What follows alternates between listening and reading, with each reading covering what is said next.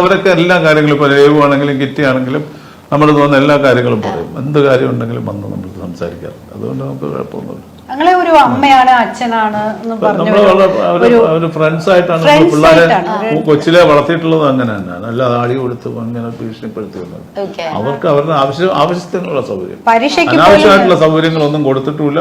അതുകൊണ്ടാണ് ഇപ്പോൾ അവർക്ക് അതുപോലെ ജീവിക്കാൻ പറ്റുന്നത്. അല്ലാതെ ആവശ്യത്തിനുള്ള സൗകര്യങ്ങളും എല്ലാ കാര്യങ്ങളും ചെയ്തു കൊടുത്തിട്ടുണ്ട്. അല്ലാതെ അതുകൊണ്ട് അവരും ഇതുപോലെ നമ്മളെ പോലെ തന്നെയാണ് അവരും ജീവിക്കുന്നത്. അല്ലാതെ ബസ്സിൽ പോവുക, ഷെയർ ഓട്ടോയിൽ പോയി, മെഡ്രാസിലൊക്കെ ഷെയർ ഓട്ടോയിൽ പോയാണ് കീർത്തി പഠിച്ചത്.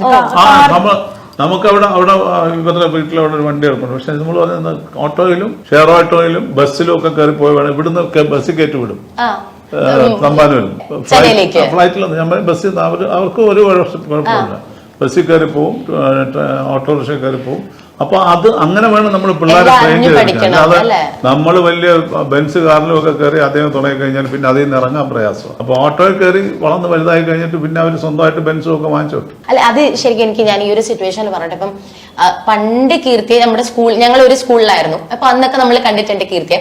ഇത് കഴിഞ്ഞ് ഒത്തിരി കാലം കഴിഞ്ഞിട്ട് നമ്മുടെ തമിഴ് ഏതോ ഒരു ഭയങ്കര ടോപ്പ് മൂവി ചെയ്യുന്ന സമയത്താണ് കുറെ കാലങ്ങൾക്ക് ശേഷം നമ്മള് കീർത്തിനെ കാണുന്നത്. അപ്പൊ ഞാൻ മേനക മാമിനെ കണ്ടപ്പോ മാം പറഞ്ഞു, ഇത് അവിടെ കീർത്തി കൊണ്ട് നീ സംസാരിച്ചിട്ട് പോയാൽ മതി എന്ന് പറഞ്ഞു. അപ്പൊ കീർത്തി ഒരു സ്റ്റേജിന്റെ മുകളിൽ നിൽക്കുകയാണ്, ഞാൻ സ്റ്റേജിന്റെ താഴെ നിന്നിട്ട് എനിക്കിപ്പോ പേടിയുണ്ട്. ഇപ്പൊ ഭയങ്കര സ്റ്റാറൊക്കെ ആയില്ലേ, ജാട കാണിക്കുമോ എന്നൊക്കെ പറഞ്ഞിട്ട്. അപ്പം കീർത്തി എന്ന് വിളിച്ചപ്പം കീർത്തി ഇങ്ങനെ സാധാ ആൾക്കാരെ പോലെ താഴെ ഇരുന്നിട്ട് പറ എന്തുണ്ട് സുഖമല്ലേ എന്നൊക്കെ പറഞ്ഞ് സംസാരിച്ചു. ഇത്രയും സ്റ്റാർ ആവുമ്പോഴും she's like as humble as anyone could B.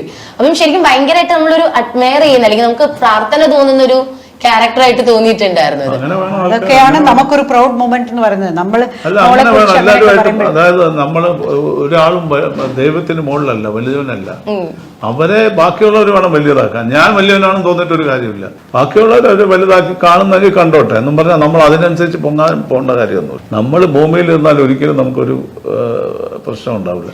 പൊങ്ങി ആകാശത്തോട്ട് പോകുമ്പോഴാണ് ചിലപ്പോൾ വീഴ്ച വളരെ ഭയാനകമായിരിക്കും. ഇത് തന്നെയാണ് അവർക്ക് രണ്ടുപേർക്കും കൊടുത്തിരിക്കുന്ന ഏറ്റവും വലിയ ഉപദേശം. നമ്മൾ ഉപദേശമല്ല, നമ്മൾ അങ്ങനെയാണ് വളർത്തിയത്, അല്ലാതെ വേറെ ഒന്നുമില്ല. ഉപദേശിക്കേണ്ട കാര്യമൊന്നുമില്ല. എനിക്കൊക്കെ ജീവിതത്തിൽ ഒത്തിരി അപ്സ് ആൻഡ് ഡൗൺസ് ഉണ്ടായിട്ടുണ്ട്. നമ്മൾ ഈ പ്രൊഡ്യൂസർ എന്നൊക്കെ പറയുമ്പോൾ എല്ലാവരുടെയും വിചാരം ഇങ്ങനെ മരം കുലുക്കി എടുക്കുമ്പോൾ കാശി വീഴുന്ന ആളാണ്. അതും പിള്ളേർ കണ്ടിട്ടുണ്ട്. നമുക്ക് ഒത്തിരി കഷ്ടപ്പാടുണ്ടായിട്ടുണ്ട്. എത്രയോ പടങ്ങൾ പൊട്ടിയിട്ടുണ്ട്, ഒത്തിരി പടങ്ങൾ സക്സസ് ആയിട്ടുണ്ട്. പൊട്ടുമ്പോൾ അതനുസരിച്ച് നമുക്ക് പ്രശ്നങ്ങൾ ഉണ്ടായിട്ടുണ്ട്, ഒത്തിരി കാര്യങ്ങൾ വന്നിട്ടുണ്ട്. അപ്പൊ അതിൽ കൂടെ ഒക്കെ നമ്മൾ പോയിട്ടാണ് നമ്മൾ ഇതുവരെ എത്തിയത്. ഞാനൊരു സംശയം ചോദിച്ചിട്ട് സാർ, ഈ ഫിലിം ചിലപ്പോ ഡൗൺ ആകും, അപ്പൊ അത് പറഞ്ഞല്ലോ, അതിനെ വെച്ചിട്ട് ചോദിക്കട്ടെ. ഇപ്പം മാം എന്ന് പറയുന്നത് ശരിക്കും പറഞ്ഞു കഴിഞ്ഞാൽ ഒരു സൂപ്പർ സ്റ്റാർ ലെവലിൽ തന്നെ അങ്ങനെ ഹോൾഡ് ചെയ്തിരുന്നതാണ്. ഓടി നടന്ന സിനിമകൾ അഭിനയിക്കുന്നു, ഭയങ്കരമായിട്ട് ഒരു ടോപ്പ് പൊസിഷനിൽ നിൽക്കാം.